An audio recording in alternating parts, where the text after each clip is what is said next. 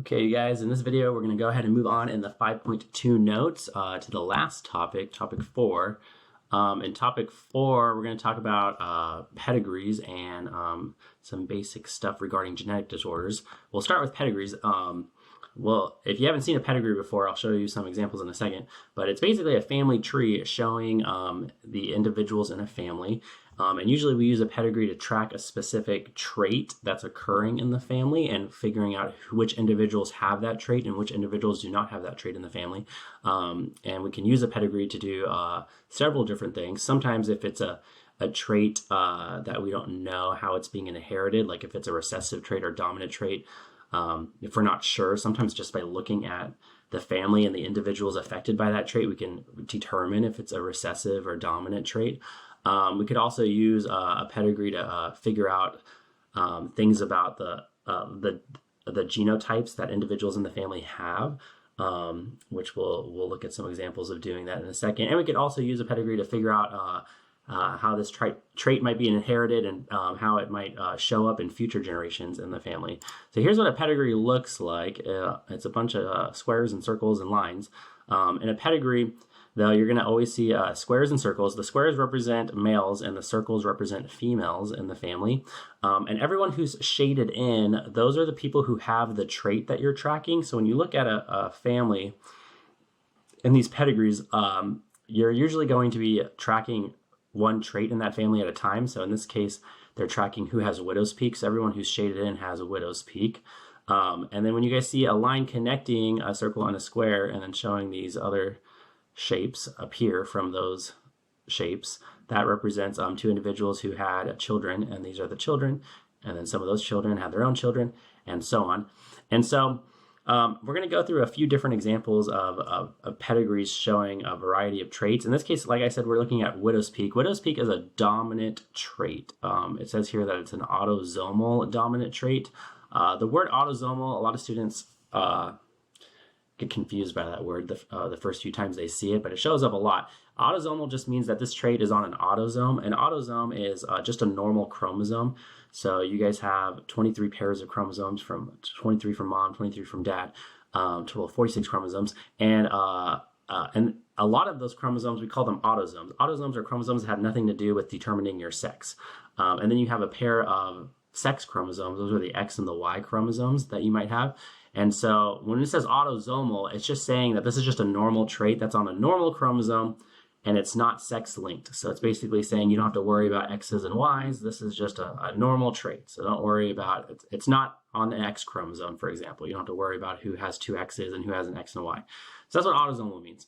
So it's just a normal dominant trait, which means you either are homozygous and have two dominant alleles, or you're heterozygous and have one of each, or you're recessive. And so in a second, I'll go through and we'll try to figure out the genotypes of all these people in a second as an example. But let's say like they didn't tell you what kind of trait this was. Let's say they showed you a pedigree and they have certain individuals shaded in showing you that they have this certain trait. And then they ask you, like, what kind of trait is this? Is it a dominant trait? Is it a recessive trait, for example? You can actually sometimes tell just by looking at a pedigree if it's a dominant trait or a recessive trait.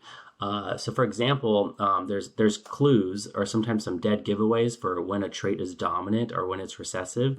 In this case, there's a dead giveaway right here where two individuals have the trait, but then they have a kid who doesn't have the trait. And that would only be possible in a dominant trait. And I'll kind of show you in a second when we list the genotypes of these individuals. And so in a dominant trait, that's the only situation where there can be a child born without the trait who came from two parents who have the trait. And that's because these two parents, since they both have the trait, they either, and it's if it was a recessive trait, let's pretend it was recessive. If it was a recessive trait and these two parents had the recessive trait, the only way you could have a recessive trait is if you're homozygous recessive. If you have two recessive alleles, then you would be shaded in. You would have the trait if this was a recessive trait. And if both of these parents were homozygous recessive and had two recessive alleles and two recessive alleles, then all of their kids would have to be given recessive alleles. Like every single kid would have to get a recessive allele from mom and dad, making them homozygous recessive, and that would mean they would all have to have the trait too. But the fact that there's someone here who doesn't have the trait, tells me that this is actually a dominant allele controlling this trait and that these parents are heterozygous. So if this was a dominant trait and these two parents have the trait, then that could mean, well, if you have the trait, that means you could be homozygous and have two dominant alleles, or you could be heterozygous because it's dominant. So even if you're heterozygous, you would have the trait. And so that's what's happening here is these two parents must be heterozygous. They must have a dominant allele and a recessive allele, and a dominant allele and a recessive allele, because first of all, they have the trait, so they have to have the dominant allele. But I know that they are heterozygous because this girl that's going to be born is not going to have the trait, which means she has two recessive alleles. And those recessive alleles had to come from her parents. One had to come from mom and one had to come from dad. She has to get one allele from each parent, which means these parents are holding on to a recessive allele. But we don't know that because it's a dominant trait and it's hiding the fact that they're holding on to a recessive allele, which we find out when they have this girl here. That can only happen if this was a dominant trait. A dominant trait can also not skip generations, meaning like if this girl has the trait, a dominant trait, in this case widow's peak, and if this was a dominant trait, that means like one of her parents would have to have it. And one of their parents would have to have it, like you guys see here. Like her parents have it, and then one of his parents had it, and then one of her parents had it. Like in every generation, through the children and the children's children, it's whoever has it, it has to come from someone in the previous generation, and they had to get it from someone in the previous generation, their parents. You can't hide a dominant allele. So if you have a dominant trait, it's caused by a dominant allele, and one of your parents gave it to you, or both, so they have to have the dominant trait, and one of their parents gave them the dominant allele, so someone would have to have the trait. So that's another clue that you're looking at a dominant trait. And so real quick, let's even practice as we're going through these. Here on my paper, I have kind of a printout of that same pedigree, and I say that it's showing, so this pedigree is showing a family, and it's showing widow's peak being passed on in this family. And so let's say that we want to figure out what's everyone's genotype. What two alleles does everyone have? And so that is actually pretty easy. And it's really easy for some individuals in this pedigree. If this is a dominant trait, then there's actually a lot of individuals in this pedigree that we automatically know the genotype of. And that's the people who don't have the trait. So the only way you could not have the trait, which are these people who aren't shaded in, would be if you have two recessive alleles, because this is a dominant trait. So if you have a dominant trait, you have to have the dominant allele. You could be heterozygous or homozygous, but if you don't have the trait, you have to be homozygous recessive, right? So I'm going to go ahead and use little w because they're using a big W for widow's peak. And so like this person, this is grandma. Grandma, she would have to have two recessive alleles. I'll draw them as nice little curly W's for lowercase w because she doesn't have widow's peak. Same thing with this grandpa on the other side of the family. And same thing with all these people who are not shaded in. So automatically, you're like halfway done figuring out everyone's genotype. Now, the people who are shaded in do have widow's peak. Those are a little trickier. So for those people, you do know one thing for sure is that they have to have at least one dominant allele. So like this grandpa on this side of the family has to have a dominant allele because he has widow's peak.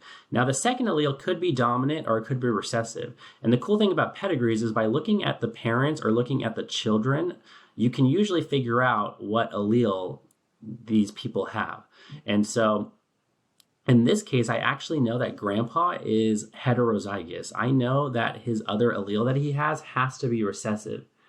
And the reason I know that is by looking at his kids. He's going to have two kids that are homozygous recessive who don't have widow's peak. And those kids who are homozygous recessive, they had to get a recessive allele from mom, which makes sense because she has recessive alleles. But the other one has to come from dad. They have to get one from each parent. So the fact that this kid has two recessive alleles and knowing that one had to come from each parent, that tells me that this person, dad, grandpa over here, has to have a recessive allele. That's the only way it's possible for him to have a kid who has two recessive alleles. Because mom can't give both of them. You can't give both your alleles. You can only give one according to the law of segregation. And so you can do that with a lot of these individuals. Like this individual right here, the sister right here, she has a dominant allele because she has widow's peak. But then the other allele she has, I actually do know by looking at her parents. If you look at her mom has little W's. And so one of those little W's would have to be given to her. She's going to have to get an allele from mom and dad. Well, I know she has a big allele, a dominant allele because she has widow's peak. But her mom would have to give her a little W. So I actually know that she's heterozygous because that's the only thing mom could have given her. And dad is the one that must have passed on the widow's peak to her. Same thing with this kid right here. This kid is also going to be heterozygous because they have a dominant allele, because they have widow's peak. And then the other one has to be recessive because mom is homozygous recessive. So she has to give him one of these recessive alleles. And so if I use the same reasoning for some of these other people, like grandma on the other side of the family, I know she has a dominant allele, and I actually know that she has a recessive allele as well for two reasons. Well, actually for one reason. She has a daughter that has two recessive alleles, and so one of those had to come from her, and so she must be heterozygous. And then this daughter right here would have to be heterozygous as well. We got a lot of heterozygous people here, and that's because she has to have a recessive allele from her dad, because her dad has two recessive alleles, and one of those has to be given to her. And another reason, if you look at her future kids, she's going to have a kid that has two recessive alleles one day, and one of those has to come from her, just like one of them came from dad. So for multiple reasons, she has to be heterozygous. And then lastly, this granddaughter here, she has to have a dominant allele because she has widow's peak. But then the other allele actually could be, we actually don't know for sure. She could be homozygous dominant, because if you look at her two parents, that would lead to widow's peak, and that would be possible from her two parents. Her mom and her dad could have both given her a dominant allele. But it's also possible that she's heterozygous, because that would also lead to her having widow's peak. And with her parents, that's also possible that she could have got a big W and a little w from each parent. And so that's how I would quickly figure out like who's who in this family and what alleles they have, which would help me answer certain questions. Like in your guys' notes, I have the same pedigree as a practice question at the end for you guys to figure out the genotypes of, and then there's some questions about some of these individuals. And so anyway, there's that. Now let me show you another example. Let's look at another pedigree. On this pedigree, we're looking at the same family, but this time we're looking at a recessive trait. This is a trait. Now they're looking at the same family, so this is the same family we saw before, but now we're tracking a trait for the ability to taste a chemical called PTC. So PTC is a chemical that some people can taste because of the taste buds that they are producing on their tongue, and then some people can't taste it. But being able to taste this chemical, it's a really bitter tasting chemical. And if you're able to taste it, it's a recessive trait. And so if you're able to taste it, that's because you're homozygous recessive, because this is now a recessive trait. So this isn't like widow's peak, which was dominant. This is recessive. So now the people who are shaded in, those are the people who can taste PTC. They have the trait to taste this chemical, which means now those people are the people who are homozygous recessive. So it's like the opposite of what we saw with widow's peak. Now if you're shaded in, it's because you have two recessive alleles, because that's the only way you would have this recessive trait. Now, if you guys looked at this pedigree and I didn't even tell you what kind of trait this was, I said, okay, here's a pedigree and we're tracking a certain trait in this family. What kind of trait is it? Is it a dominant trait? Is it a recessive trait? There's like I said earlier, there's clues usually that help you figure out if it's dominant or recessive, and sometimes there's some dead giveaways. And one of those is right here. If you look right here, there's two parents who don't have the trait, but then they have a kid who does have the trait. And that's only possible if this is a recessive trait. Because if it was a dominant trait, then it can't skip generations. So this is an example of it skipping generations where a kid has it and neither parent had it. And if it was a dominant allele controlling this trait, like if this was a dominant trait and this kid had the trait, which means they had to have the dominant allele, that dominant allele would have to come from their mom or their dad, which means their mom or their dad one of them should have the trait. Like, where did this dominant allele come from? But the fact that they don't tells me that it's actually recessive, and that the parents are probably, they are heterozygous. They have a dominant and a recessive allele, but because they have the dominant allele, they don't have the trait because the trait is recessive. But they are carrying the recessive allele that they're giving to these two kids right here. One from mom, one from dad. That's how you can now have a kid who has a recessive trait when it was hidden in the parents because it's recessive. And so on your at the end of your notes, I gave you the same pedigree again, which I'll show you right here. So let's see if we can do the same thing and figure out everyone's genotype for the ability to taste PTC. So same family, but now we're tracking who can taste this chemical. And if you can taste this chemical, it's because remember that's recessive, so you have to be homozygous recessive. So now the easiest people to start with is the people who are shaded in, because if you're shaded in, you have to have 2 recessive alleles because it's a recessive trait.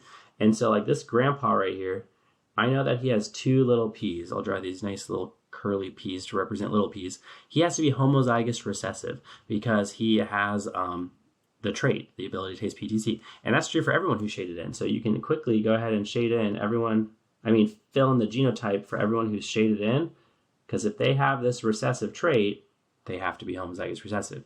Then you can go back to the people who don't have the trait. If they don't have the trait, they're a little trickier, where we know they at least have the dominant allele. The dominant allele is preventing them from having the trait. And then again, if you look at their parents or their children, we can usually figure out both alleles. So like if we start over here, like this parent has to have a big P because they don't have the recessive trait. But since they have kids who have the recessive trait, those kids who have 2 little p's, 2 recessive alleles, one of them had to come from dad and one of them had to come from mom. So I know that this dad has to be carrying a little p. He has to be heterozygous, okay? That's the only way he could pass on a little p to each of these kids. And then mom, same thing. Mom must also be heterozygous. I was saying this earlier, because she doesn't have the trait, so she has a dominant allele, but she's going to have a kid who has the trait, which means that kid has a homozygous recessive, and each of those recessive alleles, one had to come from her and dad. So they both have to be heterozygous. And then if you look at grandma over here, she's going to be have a dominant allele because she doesn't have the trait, but she has a daughter who has the trait, so she has to be recessive because one of those recessive alleles has to come from dad, which that totally makes sense because he has 2 recessive alleles, but the other one has to come from mom, which means she has to be heterozygous.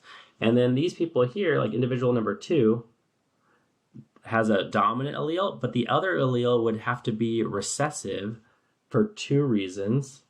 One, because her dad only has recessive alleles and he has to pass on one of those alleles to each kid. And so that means that she's going to have to get a recessive allele from her dad. And if you look at her kids one day, she's going to have a kid with 2 recessive alleles. One of those has to come from her.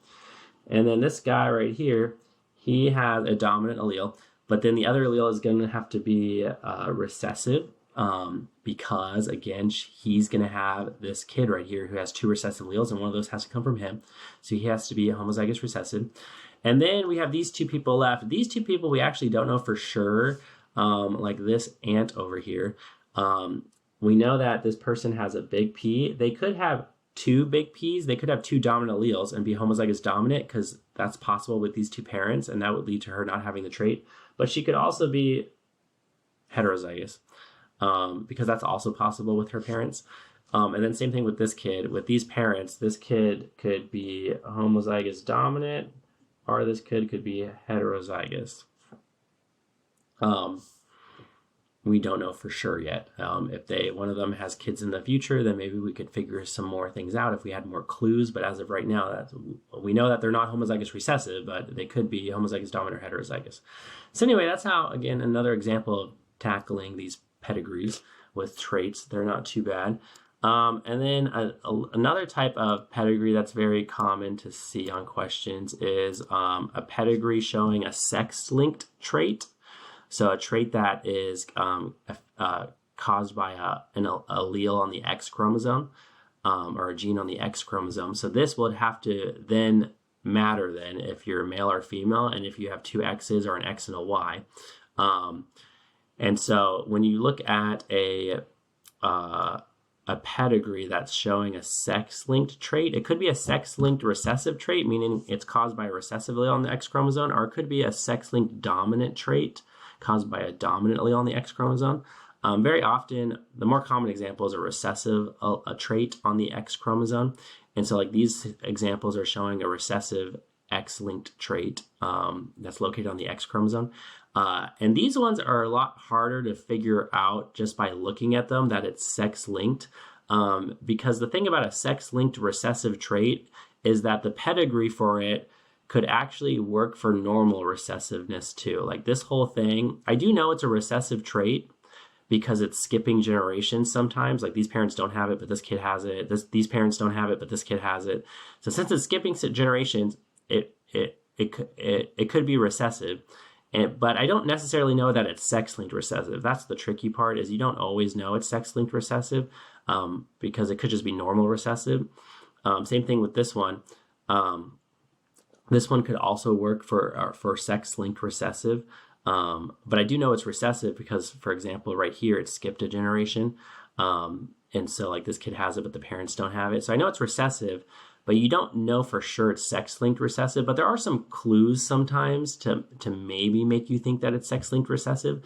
If a majority of the males are affected by the trait, like in this one right here, you can see like the only people affected are males. That's sometimes a clue that it's sex-linked recessive, because a sex-linked trait is always going to affect males a lot more than females. And then another clue is that no females are affected when dad is normal. So when dad doesn't have the trait, the girls don't have the trait. And you see the girls not having the trait anytime dad doesn't have the trait. That's another clue. It doesn't mean for sure that it's sex-linked, but that's a clue that it's sex-linked. Or if the mom has it, all of their sons should be affected if it's sex-linked recessive. Like this mom has it, and you can see all of her sons have it. Both sons have it. If they didn't both have it, then I would know it's not sex-linked recessive. But this is another clue that it's sex-linked recessive. So these are just some clues. And you don't really need to memorize all these different clues, because in the end, you're just going to have to like brainstorm and see what would work for the pedigree. Or sometimes they'll just tell you that this is a sex-linked recessive trait being shown in this pedigree. It can get kind of weird. But one thing to note, I guess, is that all sex-linked recessive pedigrees could also work for normal recessiveness, like an autosomal recessive trait, which means you don't know for sure. But not all recessive pedigrees would work for sex-linked recessive traits. So I'll try to point at or clarify that when we look at an example in a second.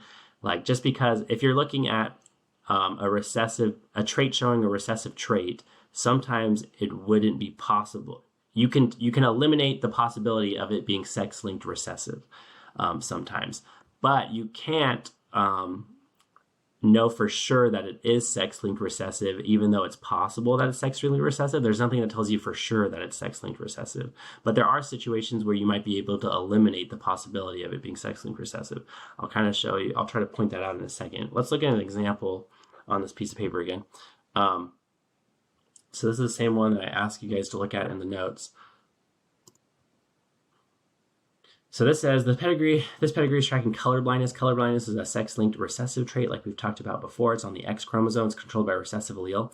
Now, if they tell you that a pedigree is showing a sex-linked recessive trait, that's actually the easiest pedigree to tackle out of any pedigree. And the reason why is because, first of all, you automatically know the genotype of every male. Like every square on here, we automatically know, because if they're males, we know they have an X and a Y chromosome, which means they only have one allele. They only have one X chromosome. That X chromosome is going to have an allele on it, and the Y chromosome doesn't. And you can tell automatically just by seeing if it's shaded in or not. Do they have the trait or do they not have the trait? This kid is not, or this guy, grandpa, he's not colorblind. So I know he must have the dominant allele, like automatically. I know that because he only has one allele, and it has to be the dominant allele because he's not colorblind. Whereas this kid, number 5 here, another guy, has an X and a Y chromosome. And on that X chromosome, there has to be an allele for colorblindness. And I know since he's colorblind, well, it's got to be the recessive allele. So you can tell automatically if it's dominant or recessive just by looking at, okay, do they have it or do they not have it? So you could quickly, I'll go ahead and quickly write down the genotype of all these guys. So notice that I'm keeping track of the X's and the Y's now because it's sex-linked, so we got to keep track of that. And guys will only have one X chromosome. This one has a dominant allele, this one has a recessive allele, this one has a dominant allele. And so there's all the guys' genotypes. That's like half your pedigree now. Super easy. And then on top of that, there's another group of individuals that are also super easy to figure out the genotype of that doesn't involve any thinking. And that is the females. So we have the females left. The females who do have color blindness, who do have the sex-linked recessive trait, we also know automatically what their genotype is, because if they have a recessive trait, they would have to have 2 recessive alleles. They would have to be homozygous recessive. So like this girl right here, she has 2 X chromosomes, and she's going to have 2 alleles, or 1 allele on each of those X chromosomes for colorblindness, and it's going to have to be 2 recessive alleles because she's colorblind. Like that's the only way a girl could end up colorblind, is that she has to have 2 recessive alleles because it's a recessive trait. So same thing with this girl right here. She has to be recessive, recessive, and then this one right here would have to be recessive, recessive. So then there's only 4 left that you would have to think about a little bit. So all these other ones so far, we didn't really have to think at all because it's just self-evident what their genotype is. Now for this girl, so this is a female, so they have 2 X chromosomes. And we know that one of the alleles, since they don't have color blindness, has to be dominant, right? So she's not shaded in, she's not colorblind. We know she has 1 dominant allele. Now the other allele you'll have to think about by looking at the parents or the offspring. And I can tell that the other allele will have to be recessive. She must be heterozygous because if you look at her mom has 2 X chromosomes, both with recessive alleles. And she's going to get one of these X chromosomes from mom and one of these X chromosomes from dad. So I know she's heterozygous. And then this girl, same thing. She has 2 X chromosomes. One of them has the dominant allele, but the other one is going to have the recessive allele because her mom is going to have to give her an X chromosome that's recessive, which means dad gave her the X chromosome that has the dominant allele, which makes sense because he has the dominant allele on his X chromosome, saving her from being colorblind. And then down here, this girl right here, this girl we're not 100% sure about. She could be, she has at least 1 dominant allele, but if you look at her parents, she could be homozygous dominant, or she could be heterozygous. Both of these are possible with the parents that she has, depending on which X chromosome mom and dad is giving her. I mean, dad's going to definitely give her this X chromosome, but mom, there's 2 different X chromosomes she could end up with, and both end up with her not being colorblind. And the same thing with this girl. She has the same parents, so she could either be homozygous dominant or heterozygous. Okay, so that's how you guys would fill these in. It's not too tricky once you get practice doing it. In class, we're going to do a lot of probability questions related to some of these individuals, and I'll show you guys how to do that, like how to figure out, like this person right here, number 3, who has widow's peak. We didn't know for sure if she has widow's peak, but there's a way to calculate the odds of her being, I mean, we didn't know for sure if she was homozygous dominant or heterozygous, but we could calculate the odds of her having widow's peak, of her being homozygous dominant or her being heterozygous. And then we can use the probability of her being one or the other to then figure out things about future kids that she might have. And so the problems get a little complicated sometimes. We'll tackle those in class, but hopefully the basics of these pedigrees makes sense so far. Oh, one thing I wanted to show you before I go back to the notes is, like I was saying, if you're just looking at a pedigree that's showing sex-linked recessive, if they don't tell you it's sex-linked recessive, you would never know for sure, because any sex-linked recessive pedigree, like this whole thing could have worked for just normal recessive. If I was just using little b's without any X's or Y's, this whole thing actually would have worked still. So only because they told us that it's sex-linked, that's how I knew it's on the X chromosome, because technically this could have worked for normal recessiveness. However, not all recessive pedigrees would work for sex-linked recessiveness. And so like this one up here actually would not work for sex-linked recessiveness. And that's because there's sometimes certain things that you might find on here on a pedigree that would make it not possible to be sex-linked. One of those things is, let's see, I already lost where or why. Why does this not work for sex-linked recessive? Oh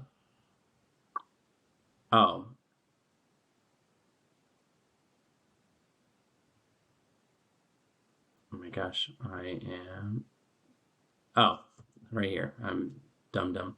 This girl, she has, so this is a girl who has the recessive trait. Now, if this was sex-linked recessive, she would have to have 2 recessive alleles, I'll just use little a, to have the trait, right, if it was sex-linked recessive. But that's actually impossible with these parents. If a girl has a sex-linked recessive trait, her dad would have to have it, because if this was sex linked, she would have to get one of these recessive alleles from mom and dad. And if dad had a recessive allele on his X chromosome, he would be this. The dad would have to have a little A on his X chromosome and a Y if it was sex linked, and to give it to this daughter, for this daughter to end up with both. And he's not shaded in. So that is not possible for sex-linked recessiveness. If this was sex-linked recessive and this girl had it, her dad would have to have it. So if a girl has a recessive trait and her dad doesn't have it, then it can't be sex-linked recessive. Then it's just normal recessiveness. So there's things like that if you're really careful, you might notice sometimes. But it just takes practice, getting used to looking for certain things. Anyway, just to finish off these notes, hopefully you guys can do those examples now in your notes and just follow along with me. Hopefully that made sense. In these notes, it also talks about, in topic 4, just genetic disorders in general, and how certain genetic disorders are caused by recessive alleles, like I just talked about. Well, we were talking about recessive traits, but there's some disorders that can cause disease in individuals, or lifelong symptoms in individuals that are controlled by recessive alleles. And albinism is an example. So like albinism is controlled by, that's a deficiency in producing pigment in your skin cells. That's controlled by recessive alleles. So the only reason you would have albinism is if you're homozygous recessive. And so a lot of genetic disorders are controlled by a recessive allele. But there's also some that are controlled by a dominant allele. Not as common, but it does happen. There are genetic disorders caused by these dominant alleles, and like dwarfism, or this specific type of dwarfism is one example, where there's a dominant allele that is going to cause an individual to have that disorder. And then the last thing in these notes talks about some large-scale genetic disorders that involve you having an incorrect number of chromosomes. So genetic disorders can be caused by specific genes that have dominant alleles or recessive alleles creating or causing those disorders. But there are some disorders that can be caused by you having not just a bad allele in a gene, but you having an incorrect number of chromosomes. And so some organisms can be born or end up with an incorrect number of chromosomes, and that's going to have a huge effect on an organism, because a chromosome carries hundreds of genes, not just one gene. And if you have an extra copy of a chromosome, or you're missing a chromosome, that could usually have very negative effects on the organism, a lot of times leading to a non-developing organism. Like that organism won't develop and will just die very early on, probably never be born, maybe would not even make it past a very early embryonic stage because of such a huge genetic problem. And so when you have an incorrect number of chromosomes, that's called aneuploidy. Aneuploidy refers to when an organism has an incorrect number of chromosomes. So either they have some extra chromosomes or they're missing chromosomes. That's aneuploidy. And usually that doesn't work well. If you have an extra chromosome or you're missing a chromosome, in many situations or many circumstances for many chromosomes, that doesn't work. Like you just would never have been born. It wouldn't develop into a functional offspring. But there are some situations where it does lead to the possibility of still being born viable. And so the reason this happens, though, the reason that you're born with an incorrect number of chromosomes is mistakes during meiosis, where as the chromosomes are supposed to be pulled apart, they get, there's something called non-disjunction that occurs, where the chromosomes end up not being pulled apart to opposite sides of cells and packaged into daughter cells correctly. And so if you guys look at this picture, there's a couple examples of non-disjunction. This could either happen in meiosis 1 or meiosis 2. So like in meiosis 1, the homologous chromosomes pair up and you're supposed to separate the homologous chromosomes.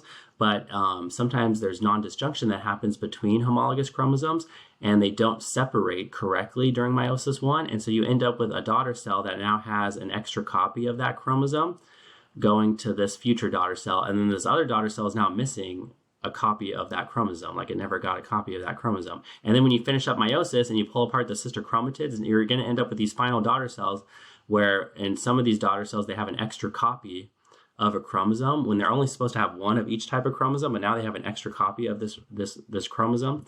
And then there's some daughter cells who are now missing a chromosome because they never got a copy of it. And then, so that's what would happen in meiosis 1. If there was non-disjunction, you would end up with all of your daughter cells being messed up. Either some of them would have an extra chromosome, some of them would be missing a copy of a chromosome. Both bad situations, right? Like that's not ideal. Your body is not programmed to work correctly with an extra chromosome or missing a chromosome when you're, so these are the gametes, like the egg or sperm cells. So if these egg cells or sperm cells are fertilized and produce an offspring, that offspring is now going to have an incorrect number of a number of chromosomes because mom or dad packaged the wrong number. Now, if it happens in meiosis 2, so let's say meiosis 1 occurs just fine, and the homologous chromosomes separate into 2 daughter cells, and all of that worked out well so far. But then in meiosis 2, you could also have non-disjunction in meiosis 2 where the sister chromatids don't get pulled apart. So like in this cell, let's say like the sister chromatids did not get pulled apart during meiosis 2 correctly, like these 2 sister chromatids right here. Well, then again, you're going to end up with a daughter cell, a gamete at the end, an egg cell or a sperm cell that has an extra chromosome and one that's missing a chromosome. But at least that would only affect half these gametes being produced at the end, because the other half, we would assume that hopefully the other daughter cell finished up correctly. And so like these 2, like they separated correctly and you ended up with 2 chromosomes and 2 chromosomes, the correct number of chromosomes, one of each copy of chromosomes. But then these guys over here, because of the non-disjunction, you mess some of them up. So if you had to pick non-disjunction in meiosis 1 or non-disjunction in meiosis 2 as being worse, meiosis 1 would definitely be worse because you're definitely messing up all of the gametes from that meiotic event. And whereas in meiosis 2, you're theoretically, some of them could end up still okay. So that's non-disjunction, which is now going to lead to gametes with an incorrect number of chromosomes, which could then lead to offspring being produced with an incorrect number of chromosomes, either an extra copy or missing a copy. And like I said, this usually does not play out well, where usually this will not even develop into a viable offspring that's born because it's just too much genetic mistakes going on with a whole extra chromosome or missing a whole entire copy of a chromosome. But there's some rare situations where it does lead to a viable offspring that does survive birth and could live and continue living throughout a decent chunk of their lives. One example in humans is Down syndrome, and that is when someone has 3 copies of chromosome 21. So you're only supposed to have 2 copies of chromosome 21, the one from your mom, one from your dad. But people who have Down syndrome, they have 3 copies. They have an extra copy. And again, that would be because of non-disjunction. So that would be because they got an extra chromosome during when one of their parents, their mom or their dad, was making sperm or egg cells. And so here you guys can see, here's a karyotype for someone with Down syndrome. So here's their chromosomes. They have a pair of every single chromosome. There should be 23 pairs, but for chromosome 21, they have an extra copy of it. And so that was because of an egg or sperm cell having an extra copy of this chromosome. Chromosome 21, you'll see, is actually one of the smallest chromosomes in humans.